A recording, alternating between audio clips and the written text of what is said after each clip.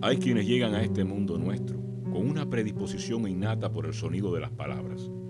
Ellas forman su vida, o es la vida misma quien arma las palabras. Se diría que un oscuro ente les va susurrando al oído mientras escribe su sospecha. Treso y Alberto Ríos eran la misma persona, y en ese momento Aldo perfeccionaba su venganza. Desde hacía muchos años aguardaba la oportunidad. Algo terrible nos pasa con sus libros. Se nos meten dentro de la piel y ya no podemos dejar de leer hasta el final. Y hay más. Logra convencernos de que lo que cuenta es real, que él mismo está, de una manera u otra, involucrado en la trama de la novela.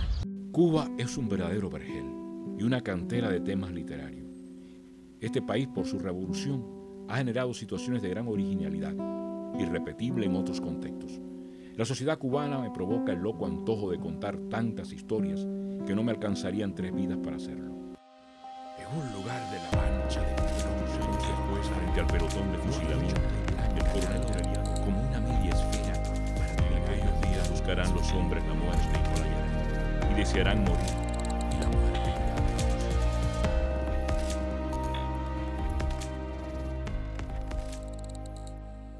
Nacido en la República Oriental del Uruguay, lo nombraron Daniel Edmundo Chavarría Bastélica. De sus bisabuelos había heredado 3 apellidos hispanos, 2 vascos y 3 itálicos. Tal mezcolanza de sangre no podía menos que condicionar el carácter algo bohemio y aventurero del futuro escriba. Quise escribir desde niño, apenas convertido en lector fervoroso. Y en mis lecturas aprendí mucho sobre el oficio, pero fracasé una y otra vez durante décadas en 11 intentos por terminar una novela.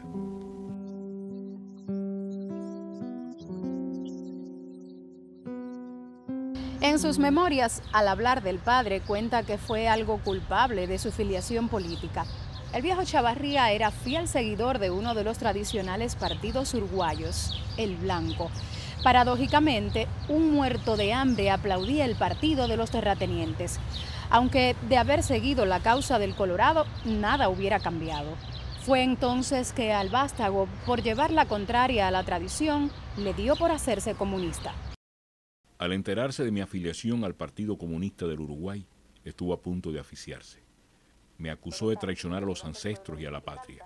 Me declaró agente de Moscú y me sermoneó con el argumento de que el Uruguay no necesitaba de ideas foráneas. Claro que sí, completamente, señor. Aunque odio advertirle de que no es un transporte muy confortable. La rebeldía que parecía llevar en la sangre, a lo que sumaba la predisposición a la vida bohemia, provocaron su expulsión del Colegio de Montevideo, donde cursaba el bachillerato. Libre de la presión de los estudios, se entregó por entero a vagabundear por bares y cabaret nocturnos. Se relacionó con el teatro. Para el que llegaría a escribir y leyó mucho, todo lo que caía en sus manos, desde la generación perdida, Hemingway, Faulkner, Miller, a los europeos Jean-Paul Sartre, Albert Camus, Thomas Mann. Y el teatro le serviría de mucho para cuando se adentrara en los guiones cinematográficos y televisivos. El 3 de junio de 1953, a los 19 años, embarqué en el puerto de Buenos Aires con destino a España. Tomé un pasaje de tercera en el Monte Urbasa, a 11 kilómetros de Buenos Aires, todavía en el canal de salida. En ocasiones, en la mayoría de ellas, lo que narra es la propia vida. La historia que nos cuenta en aquel año en Madrid está arrancada de la biografía del autor. Chavarría ya incursionaba en la escritura cuando sintió la tentación de viajar a Europa. ¿Acaso la vieja pero interesante Europa no era la meca de cuanto escritor y artista Nobel de América? Europa, sobre todo París, ya había seducido a Cortázar, El Gabo, Carpentier. La bohemia de sus cafés, el existencialismo, los tiempos convulsos de la lucha de liberación de las colonias, el Congo, Indochina, Argelia, y Chavarría se fue llenando de todo ello. Su carácter se fue templando en esa vida y también su espíritu. Fue un poco de todo, aventurero, algo contrabandista, para culminar en revolucionario convencido. Aun cuando años más tarde confesara que su auténtica afiliación comunista la debía a su lectura de Los Miserables, Jean Valjean caló muy hondo en la conciencia de aquel pibe de 12 años. El peregrinar por el viejo continente culmina a los 23. Retorna entonces a Argentina. Le acompañan un manojo de apuntes y 2 o 3 proyectos de novelas que nunca terminará. Cometí el error muy difundido en jóvenes con vocación de narradores que tratan de imitar sus mayores paradigmas. Solo me libré de ese fardo cuando tuve una voz propia y ningún interés por imitar a nadie.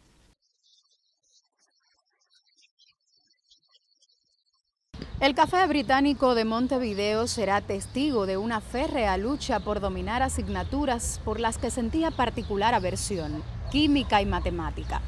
El carácter se impone y logra aprobar los exámenes por el título de bachiller. Saca 2 novelas, las primeras que casi logra terminar, Deo Gratia y Vivamos. Después, no querrá ni siquiera acordarse. Cruza Brasil para forjarse como revolucionario. Será un poco guerrillero y tendrá que escapar a duras penas vestido de monje cuando el golpe de estado de la nación carioca. Llega a Colombia a través del Amazonas.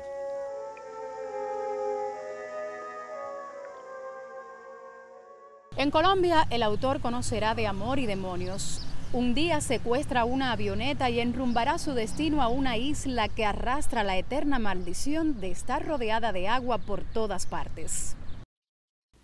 La isla no es la copia del paraíso perdido, nunca lo será, aunque algo tiene de la utopía de Tomás Moro. Es la fragua donde se tiemblan voluntades y el uruguayo pasará el duro aprendizaje de los 70, traductor del INRA, estudiante de la Facultad de Letras de la Universidad de La Habana, leerá más y un día sorprende a todos con la primera novela que termina de verdad, Joy. La trama, un sabotaje CIA mafioso a la industria citrícola cubana. Los duros de allá a los James Bond contra los de acá, que sin ser tan duros hacen trizas los planes de los héroes de la superagencia. Y Joy le abre las puertas al universo de los escribas. Ni cómo ni dónde, pero creo que en esta base no hay infiltrados. Son los años 60 que arrastran su propia impronta. La Revolución Cubana, la Primavera Triste de Praga, el movimiento hippie, Vietnam, la sublevación estudiantil en París, la guerra por todas partes, pese al grito bitleománico de hagamos el amor y no la guerra. El escriba no tarda mucho en sorprender a los lectores con una novela extraña, El ojo de Cibeles, en la que afronta el riesgo de una trama situada en el siglo V ateniense.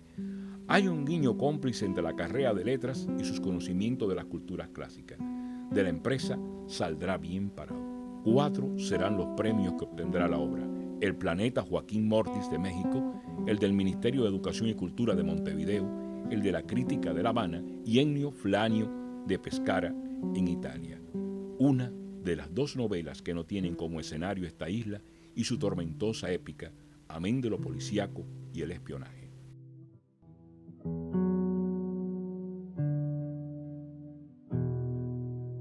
La novela representa su vida. Es uno de los materiales al que recurre constantemente.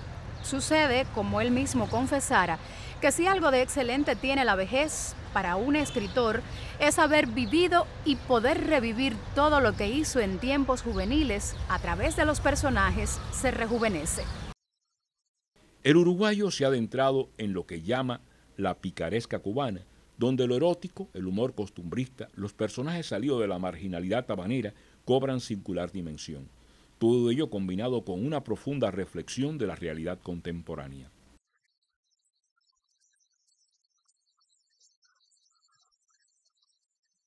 Construye la intriga, la trama de la historia, luego diseña los personajes necesarios para llevarla de la mano, o la acción.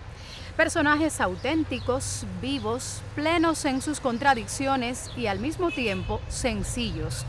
Tal parece que los encontramos a diario en las calles, en la cola del pan, donde nos comentan cosas, chismes y logran el misterio de la suspensión de la irrealidad.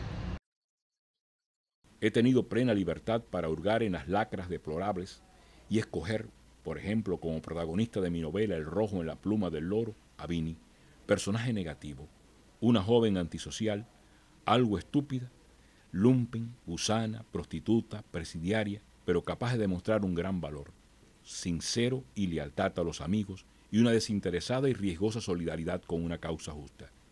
¿Quién ha dicho que no se puede ser valiente, leal, patriota y al mismo tiempo estúpido y mezquino?